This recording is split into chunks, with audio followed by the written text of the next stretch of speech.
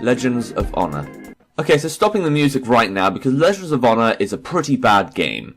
The game is very reminiscent to kingdom management games like Ebony, but doesn't introduce anything new or interesting to the genre.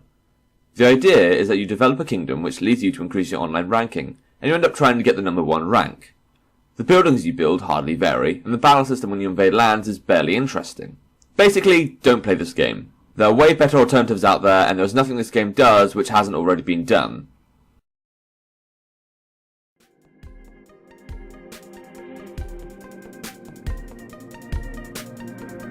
Dead Maze. Even though I did play this game drunk and made a lot of fun of it, I have to admit the game wasn't too terrible. A tsunami hits the United States, and with it comes a zombie apocalypse which creates a story your customizable character must follow. For a free game, it doesn't look too terrible graphically, and some of the cutscenes look like they've had some work put into them. However, very little has been put into the plot, and the characters are barely memorable. The combat system is a simple click and fight mechanic, so really there isn't much to do in the game. In my opinion, this game is easily skippable, but it may have something for zombie fans out there.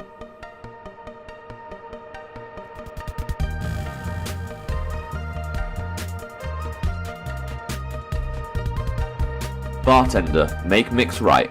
Since I played the first game of the Bartender series, I have to admit the game mechanic had potential. However, I don't feel as if the second game, Make Mix Right, improved on the initial formula. We have the same bartender who was introduced before, called Miguel. He wants you to make a Mai Tai, however not all the ingredients for a Mai Tai are available, and you are left to guess what ingredients Miguel wants. Though it's a short game, the reactions of Miguel are quite humorous, and the tropical paradise look gives the game a newer feel. I just wish this game had you design more drinks, and had some sort of end for the player to find. If anything though, the Bartender series is meant to be a mini-game, therefore you probably won't get more than an hour's fun out of this game.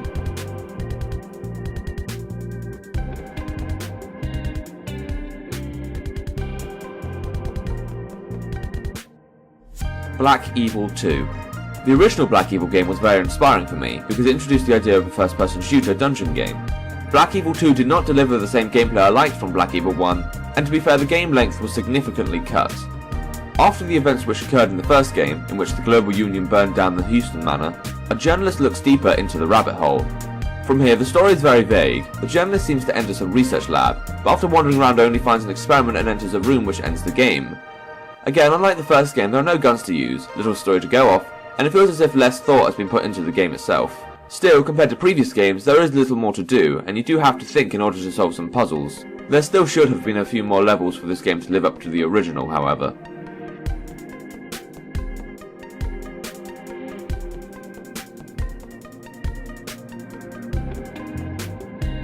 Revenge of Dog. Admittedly, this game is pretty short, but the way the game is delivered is dark, heartwarming, and adorable all at once. Once upon a time, a man decided to tie his dog to a tree and abandon him. The dog is let loose, with the exception of one ending, and you decide what the dog does thereafter.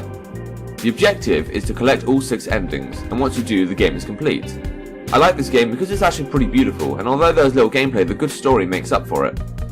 I definitely wouldn't do anything to change it, but with such short length, there is a limit to how much popularity a game like this would get. Then again, this is a game I would recommend, so I guess overall, the game has something enjoyable, especially for dog lovers.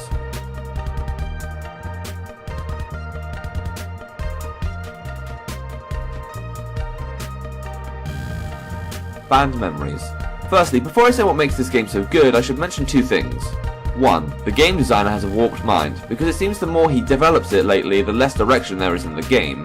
For example, I found out the previous game actually hinted how to progress via a chalkboard hint, but when I downloaded the game more recently, no such hint existed. Secondly, the game is incredibly slow, thanks to another development, and this really hinders gameplay. But the designer has paid close attention to replicating the classic PlayStation horror titles such as Resident Evil and Silent Hill. When I played the game for the first time, I felt an instant nostalgia, and admired the game for its accuracy to this era. From what I can see, the game is nowhere near complete yet, but I have to say, if developed correctly, the game could lead on to be a big hit. Assuming the game develops in a good way, rather than the way it's been going recently. Hence, Game of the Week is Banned Memories.